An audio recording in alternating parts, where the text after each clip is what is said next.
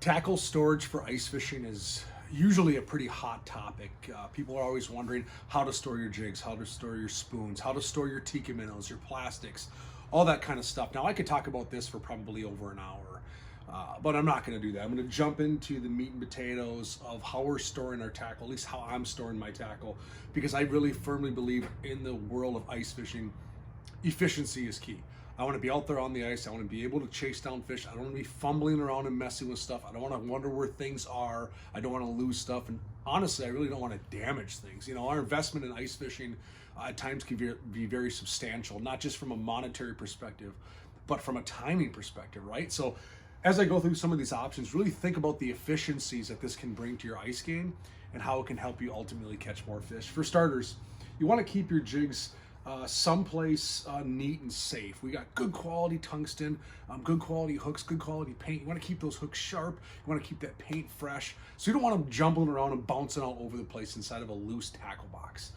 That's where I really lean on, you know, these type of jig holder systems, right? This is a slim box from Clam. It is extremely thin, hence the term slim box. This one right here is the smallest size. You can see I got that packed full of my number 12 jigs. This is going to be probably my go-to. I got some 14s in there, my number 12, some 14 jigs. I can throw that in the pocket of my jacket, in the pocket of my ice armor bibs, and away I go. I can get everything I want. They're nice and neat. I can bounce this on the ground, throw it wherever I want. Those do not move. They're held in there nice and tight with that foam, with that top. This can take abuse. This is not going to break. These jigs are protected. I can see them. I got a clear top. Very efficient. And that comes in 3 different sizes. You got the small, you got the medium, so you can see I got my 10s, maybe a few 8s in this one. And then you got your larger slim box that I might use for tiki minnows. It works great on tiki minnows. It holds them in place nice and neat. They can't go anywhere, same thing. I can drop this, bounce it around. And I might have some of my larger jigs. That's my drop double XL. As you know, I love to chase big walleyes and catfish with that. Then I got some of my favorite, not quite pan-fishy spoons, maybe my 1/8 ounce stuff, but again, I'm not going to get into the weeds on what I put in all these, just the idea of this is that slim box, slim profile. I can slide it inside of a rod bag. I can slide it underneath my fish trap seat, whatever it might be. And that's going to be 3 different sizes right there. Efficiency. And one thing I really like about these is not because of their size, it's that I can see into them. I can look into there and be like, okay, yep, that's the one I want. Okay, that's got my number 10 glow red drop kick or whatever it might be. Again, efficiency is key. That's a whole lot of tackle right there in my hand. This is enough tackle probably for me to fish weeks on the ice, right there in one hand. So very efficient, compact, nice and neat. Then you have larger jig boxes, right? You have things like the Magnum jig box. This is going to be a double-sided. I got tackle on both sides. Now this is going to be more of my spoon. You can certainly use it for tiki minnows. I also use these in the summertime for my bass jig heads. Works really, really efficient that way too. Again, I can see through both sides of this box. It opens on both sides, and I can easily see, oh, there's all of my ribbon leech spoons. I can see the size, the colors I want. Again, I can put this wherever I want. It takes abuse, it's effective, it's waterproof, so it doesn't get a lot of condensation, it doesn't get any moisture. I'm not damaging my tackle, I'm not damaging my investment, right? So this is gonna be your Magnum jig box. This is another option for storing tackle effectively and getting out there and chasing down fish. Then you have one of my favorites for storing my smaller spoons. It's going to be a dual tray jig box, right? This is going to open, so I can show you up close, on both sides. I just have little prongs. I flip this open, and there I have access to my smaller spoons. Same thing on this side. So that's going to be my dual tray jig box. This is what I pack my Pinhead Pros in. My 16th ounce, my 1/32 ounce, my Panfish Go Hard spoons. I put inside one of these dual tray jig boxes.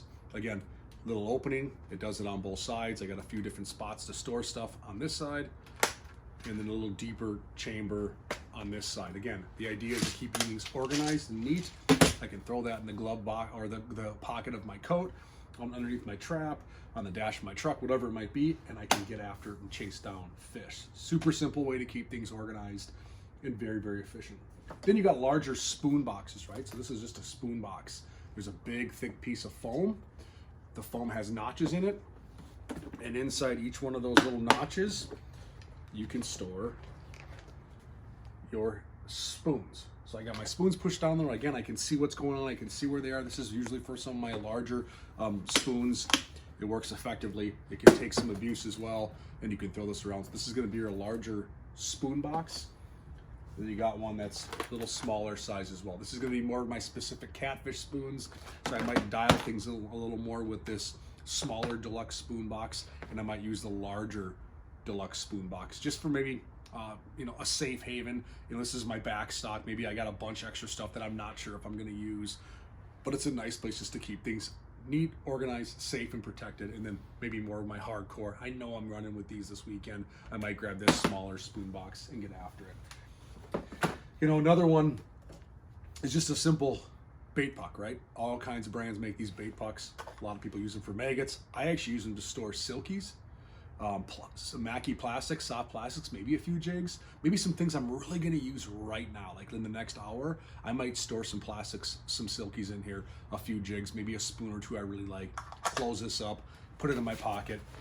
I'm hands-free, and I'm not carrying any of these boxes. I might just take just a little bait puck with me of my favorite, what I'm going to fish right now, lures and presentations, and store it that way and keep it protected. So these come in handy on a lot of situations, not just for bait, but to keep those really hard-hitting presentations that you're using right now. And then keeping your plastics, that's a big one. A lot of times I'll keep them in their bags, and I always wear a hand muff, right? Everyone knows I wear that hand muff across my chest to keep my hands warm. And then I'll keep my loose bags of Mackies in there. At least the 2, 3, 4 different kinds I might be using that day. Same with silkies. They're inside my hand muff. I know where they're at. I can take off and grab them, all that sort of stuff. But if you want to store them in a more, let's say, robust manner, you can use some of these soft-sided plastic folders. And these are real nice. Just like playing cards as kids, you have these little inserts. You can see I got my different Mackie plastics stored inside here. Really effective, really nice and neat. Again, I can see what I'm working with. And this might be what I store everything, let's say, back at base camp, inside my truck, inside my trap. I'm not going to put this on me and run and gun, but this gives my kind of my arsenal of things to look at. And I might pull 1 or 2 out of here, put it in my hand muff, put it in my pocket, do something like that to chase down fish. But this helps me keep things organized and controlled. That's another option. And last but not least, I take like these larger containers. They're like designed to be lunch bags, right? I use them for my batteries. They're insulated lunch bags, but I also use them to store, wrong way, to store